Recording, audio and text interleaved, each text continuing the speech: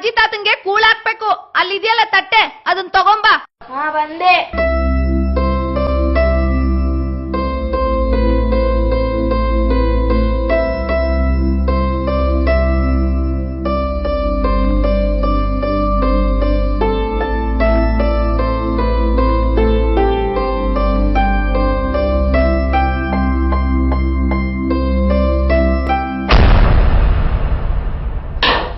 ಸರಿಯಾಗಿಡಿಯೋ ತಟ್ಟೆನ.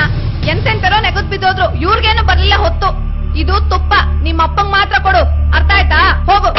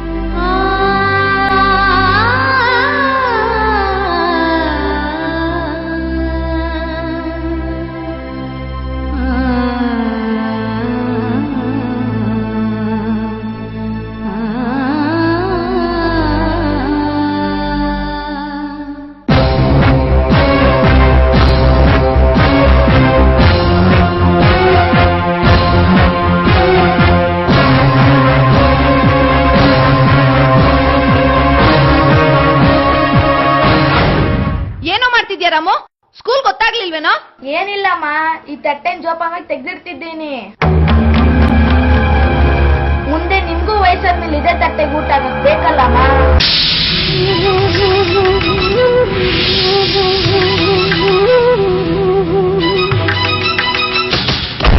ಸರಿಯಾಗಿ ಹೇಳ್ದೆ ರಾಮು.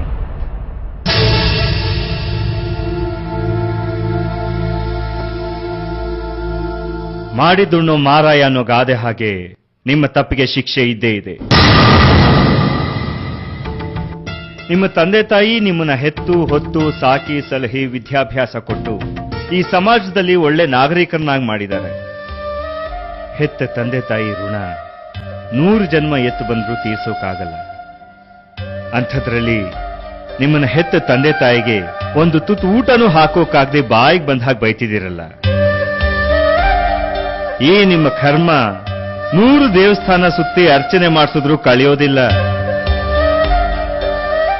ನಿಮ್ಮಂಥ ಪಾಪಿಗಳಿರೋದ್ರಿಂದಲೇ ನಮ್ಮ ಸರ್ಕಾರ ಪಾಲಕರ ಪೋಷಣೆ, ಸಂರಕ್ಷಣೆ ಹಾಗೂ ಹಿರಿಯ ನಾಗರಿಕರ ರಕ್ಷಣಾ ಕಾಯ್ದೆಯನ್ನ 2007ರಲ್ಲೇ ಜಾರಿಗೆ ತಂದಿದೆ.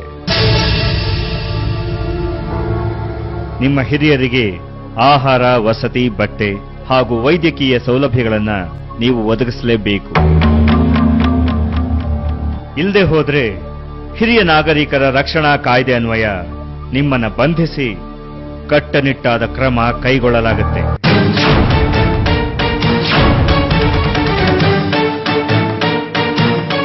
ಹಿರಿಯರನ್ನ ಅಲಕ್ಷಿಸಬೇಡಿ, ಶಿಕ್ಷೆಗೆ ಗುರಿಯಾಗಬೇಡಿ, ಅವರನ್ನ ಪ್ರೀತಿಯಿಂದ ಕಾಣಿ.